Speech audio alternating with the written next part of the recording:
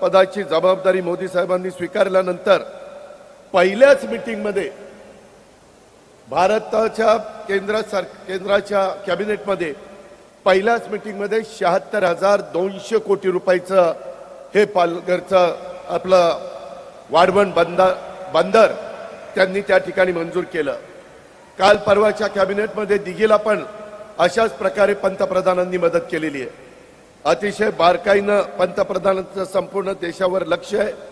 मोदी साहेबांचं नेतृत्व पूर्ण देशामध्ये भौतिक, आर्थिक आणि सामाजिक विकास कसा होईल याच करता प्रयत्न ते करतायत। आणि मी आपल्याला सगळ्यांना सांगतो की आपला 720 किलोमीटर लांबीचा समुद्र किनारा आणि त्याच्यामध्ये तुम्हाला आश्चर्य वाटेल 35 वर्ष हे वाढवण बंदर व्हावं अशा प्रकारचा प्रयत्न चाललेला होता, परंतु ते स्वतः नरेंद्र मोदी साहेबांच्या हस्ते भूमिपूजन व्हावं हे कदाचित कुठेतरी इतिहासात लिहिलेलं असेल आणि तो दिवस आज आपल्याला मिळाला आहे। त्याच्यातून 10 ते 12 लाख लोकांना रोजगार मिळणार आहे। त्याच्यातून खूप मोठ्या प्रमाणावर माझ्या पालघर जिल्हा आदिवासी जिल्हा ह्याच्या अर्थव्यवस्थेला एक वेगळ्या प्रकारची चालना मिळणार आहे।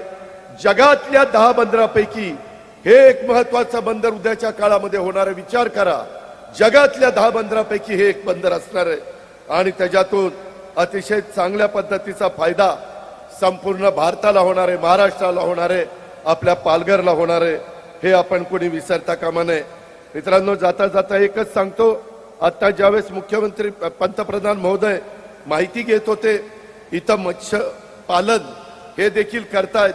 आता काही शेतकऱ्यांशी ते बोलत होते, त्याच्यात महिला होत्या, त्याच्यात पुरुष होते।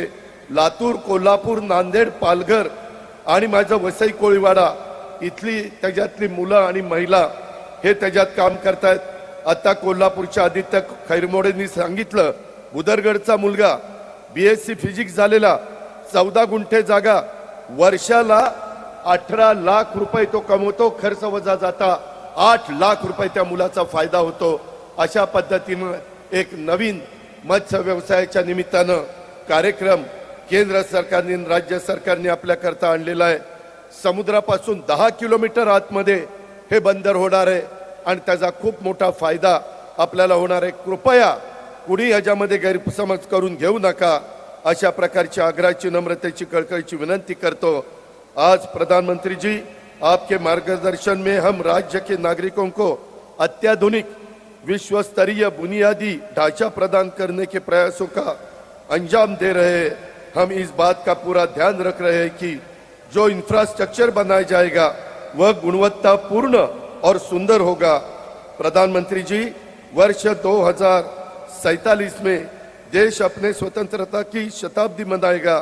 उस समय विकसित भारत के निर्माण में महाराष्ट्र की बड़ी हिस्सेदारी होगी, ऐसा विश्वास मैं आपको देता हूं।